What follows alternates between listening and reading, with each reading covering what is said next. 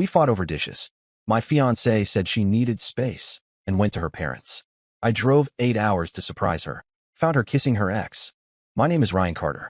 I'm 28, and for the last 3 years, I've been living with my fiancée, Hannah Blake. We met when she was still in nursing school, and I was already working full-time as a mechanic. From the beginning, our lives had very different rhythms. Her late nights studying and long clinical rotations, my early mornings under the hood of someone's truck, but somehow, the contrast made things interesting. She was the planner, the one with color-coded calendars and grocery lists. I was the guy who winged it, who liked to say yes to last-minute road trips. We balanced each other, at least I thought so. But living together isn't the same as dating. Tiny habits grow teeth. Her way of stacking dishes drove me crazy. My way of tossing laundry into one big basket drove her mad. We argued, but usually those fights fizzled out after an hour. We'd cool down, one of us would make a sarcastic comment, and suddenly we were laughing again. This time was different. It started with dirty plates in the sink. A nothing fight, really. I'd worked a 10-hour shift and came home greasy and exhausted. I grabbed leftovers, ate straight out of the container, and left the plate in the sink, thinking I'd wash it after showering. When I came back, Hannah was standing there, arms crossed, like she'd been waiting for me to notice. She pointed at the sink and said she was tired of feeling like my maid. I snapped back that she wasn't exactly perfect either, that I was tired of her nitpicking. The argument spiraled. Suddenly, it wasn't about dishes at all. It was about how I didn't plan ahead, how she felt she carried more weight in the relationship, how I didn't notice when she was drowning in work stress. I shot back that I was the one paying most of the bills, that she never appreciated what I did to keep our lives steady. Words flew faster, sharper. I regretted them even as they left my mouth. But there was no stopping once we were both cornered. Then Hannah said it. She needed space.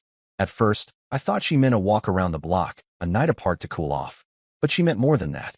She packed an overnight bag, threw in her laptop, a few dresses, and said she was going to her parents' house in Ashford, 8 hours away. Her mom and dad had never really warmed up to me. They were polite but distant, treating me like some temporary phase in Hannah's life. That stung, but I'd swallowed it because I loved her. I tried to argue, to stop her, but she was set. She kissed me quickly on the cheek, the kind of automatic kiss you give someone out of habit, not love, and then she left. The sound of the door closing behind her stayed in my chest like a punch. For the next 2 days, we barely spoke. She texted me once to say she'd made it safely. I replied with a simple good. After that, silence. My pride kept me from reaching out, but my mind wouldn't rest. Every little thing she did before leaving, the rushed packing, the coolness in her tone, the absence of even a backward glance, replayed in my head. By the third night, the silence was unbearable. I told myself I was being stubborn, that if I wanted this relationship to last, I had to be the one to make peace. So I made a plan. I'd drive to Ashford, show up unannounced, and surprise her. I'd bring flowers, maybe her favorite pastry from the bakery near our place, and we'd laugh about how stupid the whole fight was. Maybe her parents would see that I wasn't the careless mechanic they thought I was, but someone willing to fight for their daughter. The idea felt noble, romantic, and for a while, it gave me hope. I set out before dawn, coffee in hand, my old Ford truck humming steady beneath me. The highway stretched for miles, long ribbons of asphalt broken only by gas stations and diners. 8 hours on the road gave me too much time to think. My emotions swung like a pendulum. Guilt for snapping at her, determination to fix things, then flashes of anger that she'd run to her parents instead of talking to me. By the time I crossed into Ashford's county line, my hands were stiff on the wheel. The Blakes lived in a 2-story colonial with white shutters and a perfectly trimmed lawn, the kind of house that looked like it belonged on a holiday card. I pulled into the street just before dusk, parking a few houses down so they wouldn't see me right away. My heart pounded in my chest as I rehearsed what I'd say. Maybe I'd start with an apology, or maybe I'd try humor. Anything to break the ice. I grabbed the bouquet I'd bought at a gas station 2 towns back. It wasn't perfect, the flowers drooped a little, but it was something. With every step toward the house, I told myself this was the right move. That she'd open the door, eyes wide, maybe tear up a little, and we'd hug it out. Then I stopped. I wasn't close enough for them to notice me, but I could see the front porch clearly. Hannah was there, leaning against the railing, her hair pulled back in that loose way she wore it when she was comfortable. She wasn't alone. A man stood with her, close, too close. He had that casual confidence in his posture, leaning in like the space between them had already been erased. I recognized him instantly, even though I hadn't seen him in years. Jason Whitmore, her ex. They were laughing. Easy, familiar laughter, the kind you don't fake. Jason reached out, brushed something from her hair, and she tilted her face toward him. My breath caught as I watched him lean in further. Then it happened. Hannah kissed him back.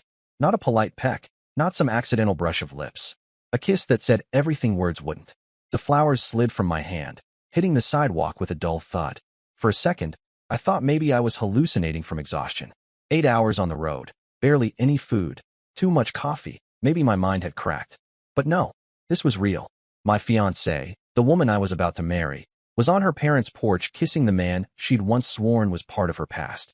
My first instinct was to storm up and rip them apart, to demand answers, to shout, to let every neighbor in that perfect little street know exactly what kind of woman Hannah was. My fists clenched, the blood roaring in my ears. But something made me stop. Instead, I backed away slowly, retreating into the shadows of a parked SUV. My chest ached with every beat of my heart. My stomach knotted so tight, I thought I'd throw up. I couldn't tear my eyes from the scene, though. Hannah pulled back, said something I couldn't hear, then smiled up at Jason like she hadn't smiled at me in months. That was the moment the reality settled in. Our fight hadn't been about dishes. It hadn't been about me leaving a plate in the sink. It had been about clearing the runway for this. For him. I turned and walked back to my truck, leaving the wilted bouquet on the sidewalk. The drive to Ashford had been fueled by hope, but the drive away from that house was fueled by something darker. Betrayal. And that betrayal wasn't going to disappear with an apology. After leaving Hannah's parents' street, I checked into a budget motel on the outskirts of Ashford. The neon sign buzzed faintly outside my window, flickering on and off like it was mocking me. I lay there fully clothed on the bed, staring at the ceiling fan as it spun in slow circles. My body was exhausted from the 8-hour drive, but my mind refused to rest. Every time I closed my eyes, I saw the porch again. Hannah leaning in, Jason's hand brushing her hair, that kiss. The air in the motel room felt heavy, stale, like it hadn't been opened in weeks. I turned the TV on for noise, some late-night rerun I didn't even follow, but nothing dulled the memory. Betrayal has a way of electrifying the brain, like every nerve suddenly tuned to the same frequency. I thought about all the times Hannah had told me Jason was ancient history, how she had rolled her eyes whenever his name came up. Yet there he was, not just in her life, but on her lips. By morning, I was raw. Coffee couldn't cut through the fog in my head, and the greasy diner breakfast I forced down sat like a stone in my stomach. I wanted answers, but more than that, I wanted the truth to be undeniable. If I confronted her too soon, she'd twist it. I'd seen how she could turn her mistakes into my faults with a few carefully chosen words. I needed to see her reaction with my own eyes. So, against every instinct telling me to burn the bridge and never look back, I drove back to her parents' house late that afternoon. The same neat lawn, the same polished windows. Jason's car was gone this time, but Hannah's compact hatchback was still in the driveway. My chest tightened as I pulled up. I walked straight to the front door, my pulse hammering. When Hannah opened it, her expression shifted in waves, surprise, then guilt, then the mask of calm she always wore when she needed control. She asked what I was doing there, as if my appearance was the problem, not what she'd been caught doing. Her parents weren't in sight, though I could hear faint movement deeper in the house. Hannah stepped onto the porch, closing the door behind her. She avoided meeting my eyes at first, fussing with the hem of her sweater. Then she finally looked at me, and it was the face of someone rehearsing excuses. She spoke quickly, her words tumbling over each other, trying to explain that it wasn't what it looked like, that emotions had been high, that Jason was just a friend she'd bumped into. But I had stood on that sidewalk long enough to know it was exactly what it looked like. Her tone shifted when she realized I wasn't buying it. She grew defensive, accusing me of spying, of showing up uninvited, of blowing things out of proportion. That last phrase lodged itself in my chest like a splinter. Blowing things out of proportion, as if the betrayal was small, as if my hurt was exaggerated. Jason, according to her, had been reaching out after years apart, and she had only wanted closure. I nearly laughed at the absurdity. Closure doesn't happen on a porch in the form of kisses. I didn't yell. I didn't threaten. I simply turned, walked back to my truck, and left her standing there. The way her face froze when I refused to play her game gave me a grim satisfaction. I should have driven home right then. Should have washed my hands of her and let the relationship rot in the past where it belonged. But my chest still burned with the need for certainty. Was it a single slip, or had this been going on longer than I imagined? My gut told me the latter, and I've learned never to ignore my gut. That night, I found myself at a small diner a few blocks from the motel.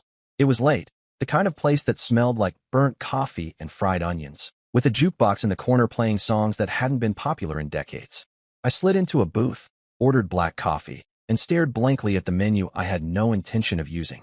That's when she walked in, a woman in her mid-20s, brown hair tied back, wearing a windbreaker with a faded high school logo on the sleeve. She looked vaguely familiar, though I couldn't place her right away. She spotted me almost instantly, her eyes narrowing like she recognized me too. After a pause, she walked over and asked if I was Ryan.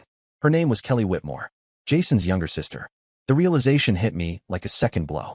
Kelly sat across from me without waiting for permission, her expression tight with frustration. She didn't bother with pleasantries. She told me she knew who I was, and she knew what her brother was doing. Then, without ceremony, she dropped the truth I had half suspected but hadn't wanted to admit.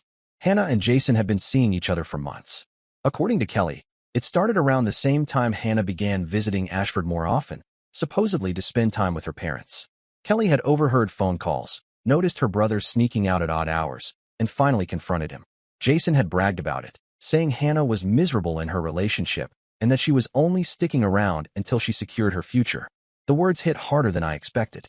Hannah wasn't just cheating, she was calculating. Every fight we'd had, every conversation about our future, suddenly looked different under that light. The engagement, the talk about merging finances, her constant pushes for us to expand the business in both our names. All of it might have been less about love and more about leverage. Kelly's voice was sharp, almost angry, but not at me. She was furious with her brother for dragging the family into another mess. Jason had a reputation, it seemed, relationships ending badly, debts unpaid, friendships ruined. Hannah had chosen to reattach herself to someone who left wreckage wherever he went. I listened in silence, my coffee growing cold. The confirmation settled over me like a storm cloud. It wasn't just a kiss on the porch. It wasn't even just an affair. It was a betrayal measured in months, carefully concealed beneath arguments and excuses. The fight about dishes had been a convenient door to slip out of, not a genuine breaking point. Kelly apologized for dropping the weight of this on me, but I told her it was better than staying blind. Her honesty was the first solid ground I'd had since arriving in Ashford. Before leaving, she warned me not to expect Hannah to admit the truth on her own. People like Jason thrived on denial, and Hannah had already proven she was willing to rewrite reality when cornered. I returned to the motel with a new clarity. Anger still burned, but beneath it, something else began to take shape. Resolve. The drive to Ashford had started as an act of reconciliation. I had come with flowers and apologies. Now, those plans were ash in my hands. Hannah had chosen her path. Jason had welcomed her to it, and I wasn't going to beg for scraps of honesty from either of them. Instead, I began to think about what came next. Not in the sense of how to heal or how to forgive, but how to balance the scales. By the time dawn broke again, my mind was no longer clouded. It was sharp, deliberate. I knew that if I played this right, Hannah wouldn't just lose me. She'd lose the foundation she'd been standing on all along. And for the first time since watching that kiss on the porch, I felt something close to calm. Back at the motel, I sat with Kelly's words echoing in my mind. Months of betrayal. Jason bragging about Hannah. The realization that everything I thought I knew about my engagement was nothing more than a facade. The fight about dishes had never been about plates in the sink. It had been a calculated escape route. That knowledge left me with two choices. Walk away quietly, licking my wounds, or make sure Hannah paid the full price of her deceit. I'd never been the type to chase drama, but I'd also never been one to accept being used. The more I thought about it, the clearer it became. Hannah hadn't just betrayed me emotionally. She'd positioned herself to benefit from me financially. She had been pushing for months to merge accounts, to tie herself into the business I'd built from the ground up. That business, a modest truck repair shop with 3 bays, 2 employees, and a growing reputation, had been my life's work since I was 22. I'd saved every dime, reinvested everything, and finally reached the point where customers drove in from neighboring towns. Hannah had suggested adding her name to the loan papers, argued that it would make us look stronger as a couple, more united in the eyes of banks and vendors. At the time, it had sounded practical, like a natural step toward marriage. Now it was clear. She'd been securing her safety net while rehearsing kisses with her ex on her parents' porch. I wasn't going to let her get away with it. The first step was cutting every financial tie between us. Back home, we shared a savings account where we pooled part of our paychecks for wedding expenses and a future down payment on a house. That account held just under $8,000. I logged in from my laptop and moved my portion into a separate account she didn't know about. The remaining balance, her contributions, I left untouched. I wanted clean separation, no accusations later that I'd stolen what was hers. Next came the apartment lease. We lived in a 2-bedroom place on the edge of town, close to the shop. I'd signed it first, later adding her name at her insistence. That, too, had felt like partnership at the time. Now it looked like entrapment. I called the landlord and explained the situation, asking how to remove myself without penalty. As luck would have it, the lease renewal was due in 2 weeks. All it took was a signed notice, and my obligation would end. I drafted the paperwork that evening. The hardest cut was the wedding arrangements. Hannah had been meticulous in planning. The venue booked, the caterer chosen, deposits already paid. I'd written most of those checks. Canceling meant losing money, but I no longer cared. Better a few thousand lost than decades shackled to someone willing to trade loyalty for convenience. I contacted the venue manager, explained that the engagement was off, and requested termination of the contract. The penalties stung, but hearing the word canceled gave me a grim satisfaction. By the third day, I had dismantled nearly every shared tie between us. Hannah still sent me messages, long paragraphs at first, pleading for me to come back to Ashford and talk. When I didn't answer, the tone shifted. Shorter messages, accusations that I was overreacting, guilt-laced reminders of everything we'd built. I let them pile up, unread. My silence seemed to fuel her desperation. But silence wasn't enough. I needed her to see, plainly and without room for denial, that I knew everything. When I finally returned home, the apartment looked unchanged. Hannah had beaten me back there. Her shoes sat by the door, her jacket slung across the back of a chair. She was in the kitchen when I walked in, moving with the casualness of someone pretending nothing had happened. She turned, smiled tightly, and asked how my trip had been. I didn't answer. Instead, I opened the fridge. On the inside of the door, taped neatly against the plastic shelf, were photographs I'd printed at the motel. Hannah on her parents' porch, Jason leaning in, their lips touching. Alongside the photos was a single sheet of paper with 2 words typed in bold, "I know." The color drained from her face when she saw it. She started to speak, but no words came out. Her mouth opened, closed, opened again. For once, she had no script, no rehearsed explanation. I closed the fridge slowly, watching her eyes follow the movement like it was a guillotine blade. Then I walked past her into the living room without another word. That night was silent. She stayed in the bedroom. I took the couch. Every few minutes I could hear her shifting, restless, probably drafting the next move in her head. But none of it mattered anymore. The machinery was already in motion. The following days unfolded like a slow burn. Hannah tried every tactic. She cornered me in the hallway, demanded we talk. She left notes on the counter, long, flowing apologies that circled around but never landed on the truth.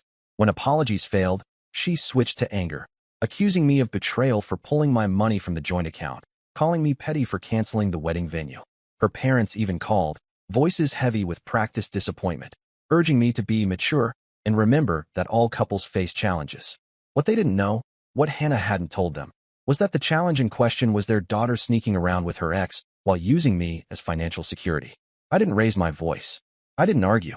I let her exhaust herself against the wall of my silence.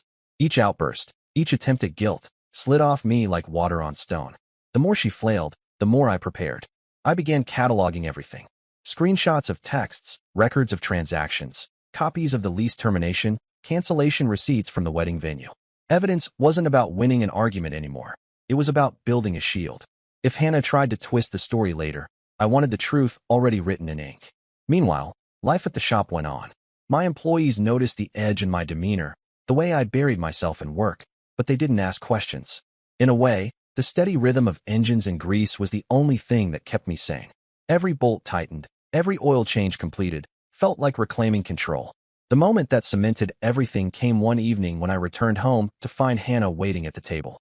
She had candles lit, dinner set, an attempt to recreate what we once had.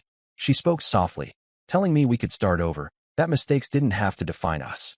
I let her talk until the words ran dry. Then I stood, opened the fridge again, and pulled one of the photos off the door. I set it on the table between us. Her hands trembled when she picked it up. She stared at the image for a long time, then set it down carefully, as if handling something fragile. Her voice broke as she asked what I wanted from her. That was the moment I realized. I didn't want anything from her. Not apologies, not explanations, not even closure. What I wanted was distance and consequences. So I told her nothing. I left her at the table, her carefully set dinner untouched, and went to bed. The silence that followed wasn't peace. It was the heavy calm before a storm, because the real consequences were still waiting to arrive, and when they did, they wouldn't come from me alone. The apartment grew colder in spirit over the next week. We lived under the same roof, but might as well have been in separate worlds. Hannah moved quietly, no longer trying to argue, just watching me with calculating eyes, as though waiting for the moment I might cave. What she didn't realize was that I had already cut the rope connecting us. The finances were separated, the lease untangled, the wedding dismantled. All that remained was the final confrontation, the moment she'd have to face not just me, but everyone she'd deceived. That opportunity arrived sooner than expected. Her father called one evening, insisting we all meet at their house. His voice carried the weight of authority, the kind that brooked no refusal. He said too much had been left unsaid, that Hannah was beside herself and needed resolution. I agreed, though not for the reason he imagined. The drive back to Ashford felt different this time. The first trip had been driven by hope, the second by pain. This one was fueled by a cold determination. I wasn't walking into an ambush of words. I was walking into a courtroom, and I had brought the evidence. Their home looked just as perfect as before, the kind of place built to impress neighbors. Hannah's mother opened the door, polite but stiff, ushering me into the living room where Hannah already sat. Her father stood by the mantel, hands clasped behind his back. The air was thick with tension. Hannah avoided my eyes, staring at the carpet as though memorizing the pattern. The conversation started predictably. Her father spoke about commitment, about how every relationship faced trials, about forgiveness being the cornerstone of marriage. He leaned on phrases that sounded rehearsed, the same kind of rhetoric he probably used in church committees or community meetings. Hannah's mother added her soft urgings, asking me to think of the future, of the life Hannah and I had built together. I let them speak. I let Hannah finally lift her gaze and murmur that she had made mistakes, but loved me deeply. It was the performance of a woman trying to steer the narrative, and under different circumstances, it might have worked. But not this time. When the room finally went quiet, I opened the folder I'd brought. Inside were the photographs from the porch, printed in clear detail. The copies of text messages where Hannah had shifted blame, never once admitting the truth. The receipts from the canceled wedding, the lease termination, the account separation. I laid each piece on the coffee table one by one, like evidence in front of a jury. Hannah's face drained of color. Her mother's lips parted in disbelief, her hand trembling as she picked up a photo. Her father's jaw clenched, eyes flicking from the images to his daughter with a mixture of anger and disappointment. The silence was thick, suffocating, until the sound of a door opening broke it. Jason walked in. I hadn't expected that. But there he was, casual in jeans and a leather jacket, walking into the lion's den as if summoned. His confidence faltered when he saw the photographs on the table. Behind him stood Kelly, her face set with determination. She had dragged him here, forced him into the confrontation he had avoided. Jason tried to laugh it off, muttering something about misunderstandings, but Kelly cut him short. She spoke clearly, telling her parents, and mine by extension, that Hannah and Jason had been meeting for months. She described overhearing calls, watching him sneak around, and how he had bragged about it. The truth poured out in undeniable detail, leaving no room for Hannah's carefully crafted performance. The room erupted. Hannah's father turned on Jason, his voice rising in fury. Her mother wept quietly, clutching the photographs like they burned her hands. Hannah herself sat frozen, eyes wide, lips parted in shock that her secret ally had betrayed her publicly. I didn't raise my voice. I didn't need to. When the chaos reached its peak, I spoke calmly, cutting through the noise. I explained that the engagement was over, that the wedding was canceled, that Hannah had no claim to me or my business or my future. I told them I had removed myself from every shared tie. There was nothing left to fight over. Then I stood, leaving the folder on the table for them to sift through like ashes. Hannah tried to follow me, reaching out with trembling hands, but I stepped back. For the first time, I saw her desperation not as love but as fear. Fear of losing the stability she had carefully engineered. Fear of facing her family's disappointment without the shield of our engagement. I walked out, the sound of her pleading voice muffled by the closing door. The aftermath unfolded quickly. Word spread through Ashford faster than wildfire. Kelly, fed up with her brother's arrogance, posted her side of the story on social media. The photographs circulated quietly among locals, enough to stain reputations without ever making it to tabloids. Jason became a pariah in his own circles, his usual charm overshadowed by the scandal. He eventually left town, slipping away without fanfare. Hannah faced a different fallout. Her nursing job, once her pride, became unbearable. Co-workers whispered, patients' families gave her wary looks, and the shame gnawed at her. Within months, she transferred to a smaller clinic on the edge of the county, taking night shifts nobody else wanted. The life she had envisioned, the marriage, the financial security, the stability, collapsed around her. As for me, I threw myself into the shop. Free from the weight of her manipulations, I expanded operations, bought out the neighboring lease, and hired another employee. Business thrived, word of mouth spreading that I was reliable, steady, and unwilling to cut corners. Every now and then, I'd catch wind of Hannah's struggles through mutual acquaintances. Stories of her trying to start over, of her strained relationship with her parents, of the bitterness that followed her like a shadow. I didn't gloat. I didn't seek her out. Her downfall was hers to live with. What mattered was that I had walked away intact, my work and my dignity preserved. She had gambled on deceit, and the cost had come due.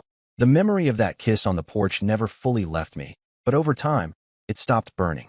It became a scar instead of an open wound, a reminder of what I'd survived and what I'd refused to accept. In the end, Hannah lost more than just a fiancé. She lost the future she had tried to engineer at my expense. And Jason lost the last thread of credibility he had in his own family. All I lost was an illusion, and that was the best trade I could have made. And that's the story.